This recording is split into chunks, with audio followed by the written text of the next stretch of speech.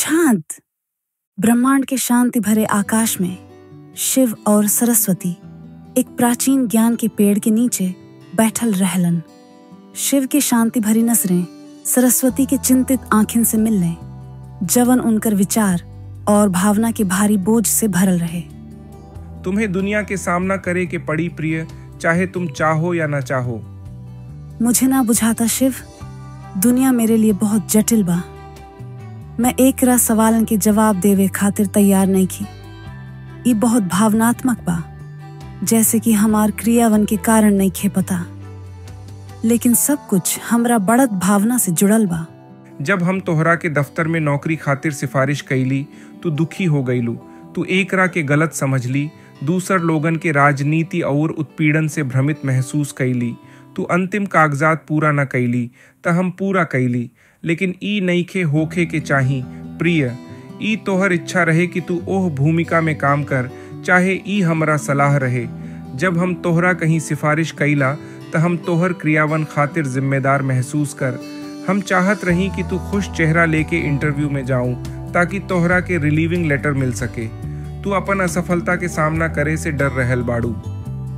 तुम हमार नाइंसाफी कर। हम पूरी कोशिश कैली, दूसर लोग हमार खिलाफ काम कैलन।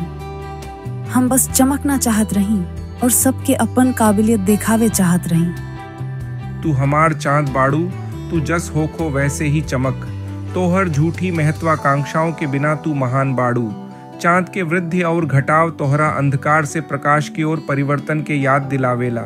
हम तोहरा वसंत पंचमी पर सरस्वती के रूप में, अमावस्या पर काली के रूप में मान। सरस्वती की चिंतित आंखें अब एक नई समझ के साथ चमक उठल, जैसे शिव के शब्द ओकर दिल में गहरे उतर गईल होके। लेकिन हम तोहर रक्षक हई और तोहरा अंधकार से बाहर ना जाए देव। हम कई बेर तोहरा खो चुकल बाणी, तोहरा गर्व के साथ बहस ना कर पैनी। तुम हमेशा आलोचना करके हमके हतोत्साहित करत बाड़ू और नीचे गिरावे की कोशिश करत बाड़ू। जब तोहर पिता तोहर आत्मविश्वास और गर्व बढ़ावत बाड़न त हम ओह के नियंत्रित करे के कोशिश करत बाणी। हम दोनों के अच्छा इरादा बा। हमके फिल्म तारे जमीन पर पसंद बा। जब हम बच्चा रही, हमार बातन के लोग गलत समझते रहलन। हम किताबन से नईखी, बल्कि प्रकृति से सीखत बाणी और प्रमाण पत्र पर निर्भर नईखी। हम रात के आकाश में अन्य तारे देखत बाणी और सोचत बाणी। हम महसूस करत बाणी कि चांद के खींचे से ज्वार उठेला और गिरेला।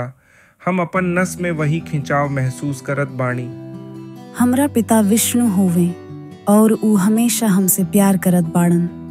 ऊ हमके विष्णु प्रिया कह के प्यार करत बाड़न।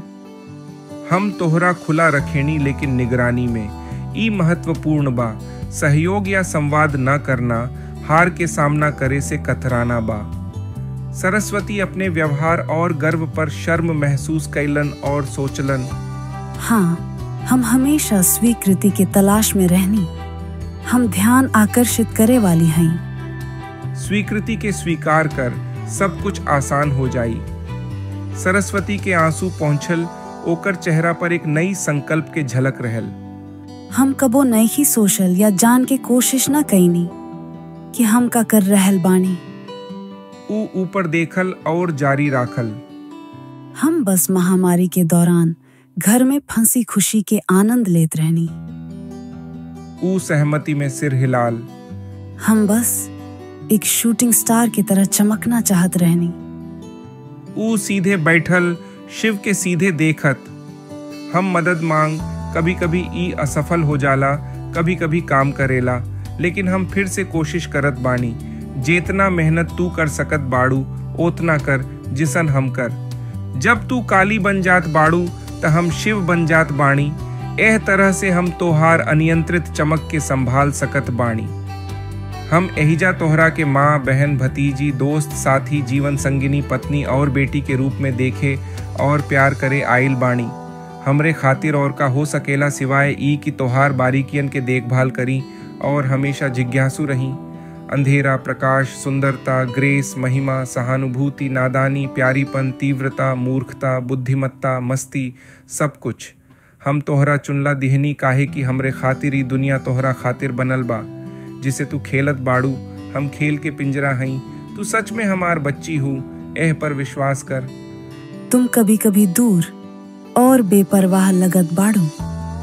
हम जानत बानी कि तू कभी कभी महसूस कर कि हम तोहार सराहना नइखी करत, लेकिन हमार दिल के ओजोन परत के रूप में सोच। ई फटी हुई बा, लेकिन तबो पृथ्वी के ब्रह्मांड के हानिकारक प्रभाव से बचावे के कोशिश कर। सरस्वती प्रभावित भइलन। ओकर आंखें शिव के महानता और ओकर गहरी चिंता के नई समझ के साथ चमक उठल। कभी कभी हमके भी मदद के जरूरत होला, लेकिन हम अपन परिवार के रक्षक हई। एकरा के मतलब ई नइखे कि ऊ लोग हमार इच्छावन के खिलाफ ले जाए। हम अपन ज्ञान, इच्छा और निर्णय पर भरोसा कर, ताकि परिवार खातिर सबसे अच्छा निर्णय ले सकी। कभी कभी हमके तोहरा से नफरत होला, जब तू ना ही कहेल। जब तू ना ही कहेल, तू बिल्कुल भी नइख बदलत। ना ही एक महत्वपूर्ण बिंदु बा जवना के बाद खतरा होला। तोहर पिता शायद पुल बनाए के कोशिश करी है, लेकिन हम उ चट्टान के किनारा पर रुक जात बानी काहे कि हम जानत बानी कि पुल सपनन से बनल होखेलन और माया होवे। ऊ सुरक्षित नहीं होखे अगर वास्तविकता द्वारा समर्थन नइखे मिलत। हम वास्तविकता के नियंत्रक और माया के सब नकारात्मकता के अवशोषित करे वाला हई। आमतौर पर समायोजित करत बानी, लेकिन जब जरूरत पड़ेला हम कड़ा भी हो जात बानी। हमार भी एक सीमा बा। तुम्हें क्यों प्यार करत बाड़ू शिव? हम कैसे बुरी बानी? जब तोहर काम ज्वार उत्पन्न करे के बा त हमरा काम उनका मार्गदर्शन करे के बा। एकर खातिर हम अपन पीनियल ग्रंथि के माध्यम से ब्राह्मण से जुड़त बानी, जवन सुबह के भ्रांतियां उत्पन्न करत बा, जहां हम बेतुकी बातें कईनी, जवन तू सोचले कि हम पागल बानी। जब भी हम तोहरा बहुत चाहत बानी, हम तोहरा के व्यस्त पावत बानी। तू यहाँ तक कि देखे के नहीं करत कि हम मौजूद बानी। हमार खेत बा प्रिय, लेकिन हमार काम गंभीर बा। जब तराजू झुकल होला त हम दुनिया के संतुलित राखे के प्रयास कर। हम बहुत अधिक ध्यान और केंद्रित हो जात बानी। तोहार स्नेह के इच्छाएं कभी कभी वास्तविकता से टकरात बाड़ी, काहे कि ऊ सपनन और आकांक्षाएं पर आधारित हो खेली। आपातकाल के स्थिति में हम जानबूझ के ओह सबके नजर। हमार खेत बा प्रिय, लेकिन हमार काम गंभीर बा। जब तराजू झुकल होला त हम दुनिया के संतुलित राखे के प्रयास कर।